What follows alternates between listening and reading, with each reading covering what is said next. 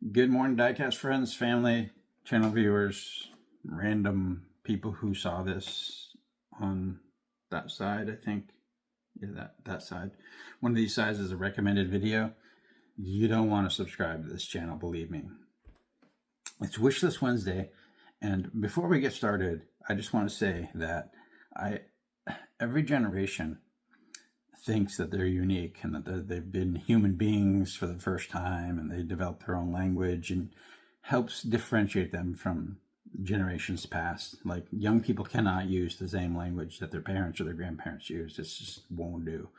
So this funny thing that I do, this game that I play, kind of like a cat toy, when words or expressions come up these days on social media, or you even see like mainstream news using it, and you'll these new expressions will come along, and I wonder what it is. It takes me a while. I either have to ask my kids or research it on like the internet to see what the hell this expression means. But lately, what I've been doing, and it's extremely fun, is to just let it lie. Like, don't look it up. Just see how prevalent this word or expression becomes before you actually figure out what it means, and see if I try to see if I can deduce what it means by the context that it's being used in. So this week, the term of the week seems to be crash out. I sort of know what it means based on how it's used, but I've seen it like 3 times in the past 48 hours. Crash out. And I don't know. It's something that it's a word, an expression that the kids are using, and I have no clue what it means. And I find that really funny. And next week it'll be something else. So the word of the day is crash out. What does it mean? Who knows? If you're over 30, good luck. You may have to check on Urban Dictionary or something. But as I mentioned, it's Wishlist Wednesday, and because I'm a spoiled brat, I pretty much got everything that I wanted. Even the pop culture set is coming in with the M5, the Lamborghini, and the Ford GT. The whole set's coming to me via trade.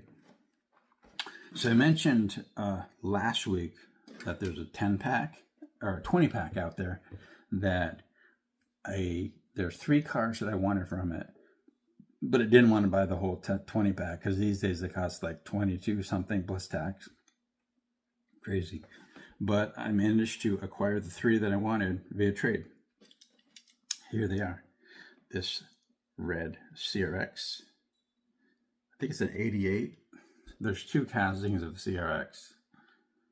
This is the 85, sorry. This is the 85 one.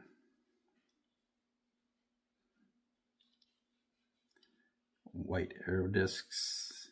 When I think of a Honda CRX, I actually think of red. Like most of the ones I've seen in real life have been red. So very, very cool. And this Mercedes-Benz A-Class compact wagon. Basically what everybody drives these days. It just needs to be white. But I have all of these, and I needed this one, so now I still have them all. And then this one is not new. It's not it might be a multi-pack exclusive, but it's not. It's been around a while. Like, this has been around since 2024. It's an Aventador J in purple, convertible. I guess, I don't know what the J stands for. Maybe the J's are all convertible. Who knows? Oh, look at that. I got black paint on my finger. A hand model I will never be. So I got those, and I'm intentionally not naming names because I just am not. Like, if there's somebody that I trade with on a regular basis, your name will be in the description of all these videos. If you have a YouTube channel, I'll link to it. If you don't, I'll just name you. So because it gets weird saying like, oh, Bob sent me these cars, like, because usually it's not like just sending it to me like a gift. They're trades. So anyway, I got these 3 color shifters that I mentioned by name. The Corvette, the 1980 Chevy Corvette, And I never really considered color shifters. They sort of went over my head. And I think it was John R. that mentioned that there was a Porsche that came along, and I was like, it is the same gas thing as the main line. So it's kind of a silver label pricing wise. So here's this one. Very, very cool. And I don't even know what color it's supposed to go to. I guess black. It's from the Transformers series. I don't remember there being a Corvette in the Transformers. I guess I didn't watch enough movies. So there's that one. The El Segundo Coupe. And yeah, I know there's an El Segundo Rally coming in the P case or Q case. Well aware of it. And as I always say, this is my favorite Hot Wheels fantasy car because, I mean, it looks a lot like a real car. I would say the Miura, early Ferraris, early Japanese cars, maybe even a Lotus, I don't know, but I like it. I might dip these in water and see what color they change to later, but not right now. And the coveted Skyline, which this is like one per case, and everybody seems to be buying them. These color shifters aren't like a really solid color. That's like a tomato red. It's a muted red, but apparently it changes the color. And I'll probably do it once and then never again. I did see the, like once this trade was coming in, I saw the Corvette and the El Segundo Coupe at the Blue Getting place, along with the Volkswagen drag bus. But I didn't want it myself, and I didn't buy any for resale because just, I don't know, people don't really buy much these days. So my investment has gone down as people's interest has gone down. Some random stuff that came with this trade batch is this GTO 66, I believe.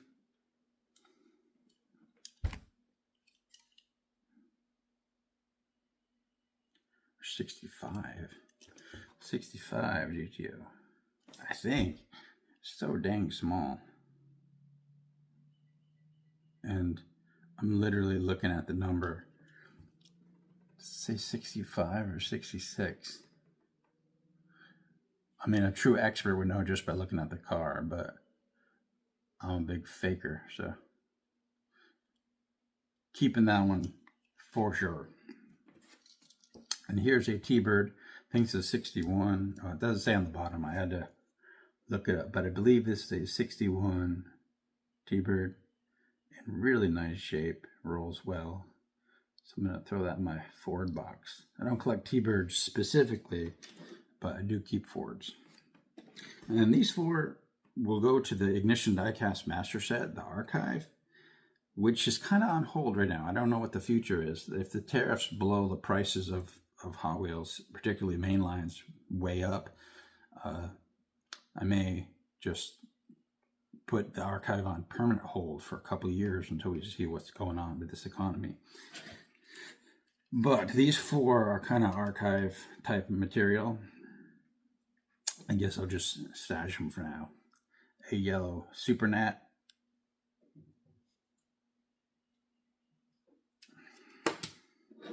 And this is not an F1 racer. I looked at, oh, that's an F1 racer, but it's not. It's called a GP something, presumably Grand Prix. And it's been released and repainted a million times. And this is one of the most recent. I think this was the last color scheme from maybe 5 or 10 years ago. But it's in real good shape. It's got a little bit of wheel bend there. So I'll put this in the archive as green. If a brand new one comes along, it'll replace it, but it's a good representation for now for historical purposes. And this truck in beautiful shape. Well, there's a flaw. I see flaws on the camera quicker than I see them in front of me. But very nice. This is called, I think it originally called the Bywayman, or that's the common name for it. But this release was called the Path Beater. Snowplow, fixed to the front, 4-wheel drive Chevy.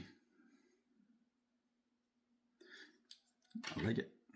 And then the Matchbox step side. The archive doesn't contain Matchbox, so I have a feeling this one will be for sale or trade. Maybe I'll just set it as Son of Harold. I don't know. But that's what I was wishing for last week and the week before, and that's pretty much everything. I got it. So that's what I'm doing with these Wednesdays. Like, I tell you what I'm looking for, and then the following Wednesday I'll tell you if I got it or not, if I'm still looking. But everything that I've mentioned prior to today is either here or coming in. And again, I'm a spoiled ass brat. So what do I want? Well, real quick before I tell you what I want, I started collecting X-racers. You know, a couple days ago, I was talking about how fun it is to look for peg warmers because you always find them. It's like very pleasing. Well, that didn't last long. It's a little too easy. It's like, and kind of a waste of money. I started to accumulate a lot of cars that are just going to go nowhere for now. But X-racers are kind of an interesting subset because it's been around since 2005. It's come in and out of it. I think it's always been in the main line. Actually, it's not necessarily. Sometimes they release a 5-pack, an X-Racers 5-pack, but no mainline releases. Sometimes they release some X-Racers in the main line, but no 5-pack. And then some years they do both. And in recent years, like this year, they've done both. There's X-Racers in the main line, and there's an X-Racer 5-pack. But there's a lot of them. Like I made a quick list yesterday because I'm a nerd like that. And there's like 257, if I remember right, proper X-Racer releases. But here's my question. This one is not an X-Racer. It's I'm sure somebody out there knows what it's called off the top of their head. It's a forward force.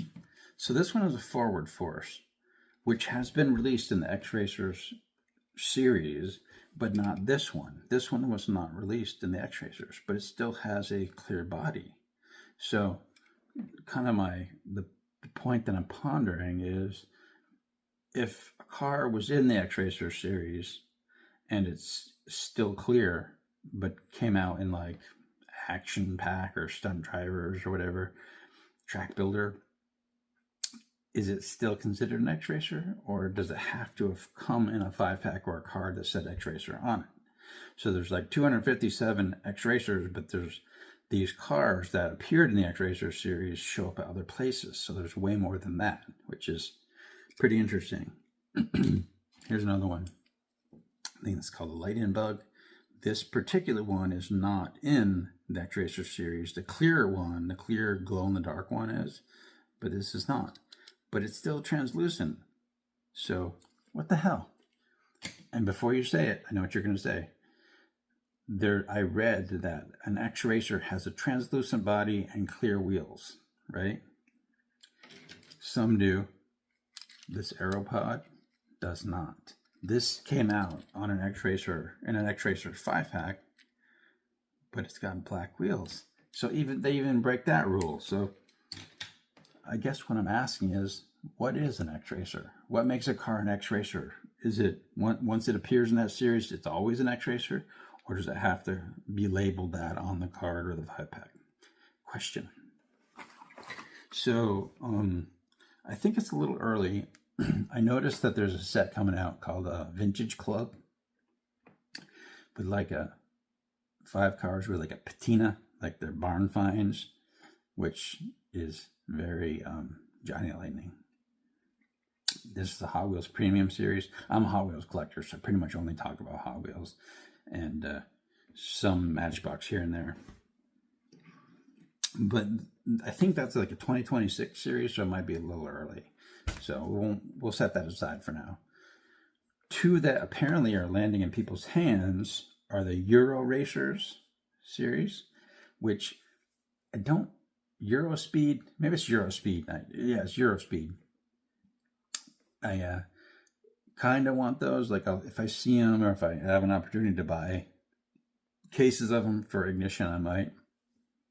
But none of those, like the Bugatti, the Pininfarina, I think is in there. None of them really like thrill me. And I don't collect Ferraris. I know there's a Ferrari in that set that people are frothing at the bit for, but not me. I'll buy it if I see it, which is unlikely, but so yeah. So what do I want? What do I want? I'm going to go with the hybrid speed set. I looked at that and I was like, yes, yes, yes. 5 yeses. There's a BMW i8. There's a Porsche Panamera. And I didn't even know that the 17 Acura NSX was hybrid. Like, all this time I was thinking that was gas powered. I did not realize that there was a hybrid NSX, which has been discontinued. I think they started it and then they stopped it. So all 5 of those are the 5 that I'm going to go with, and the pictures will follow. So I think this video is long enough. I'm going to shut up now. Talk to you tomorrow for a plain old coffee and cars on Thursday. Bye-bye.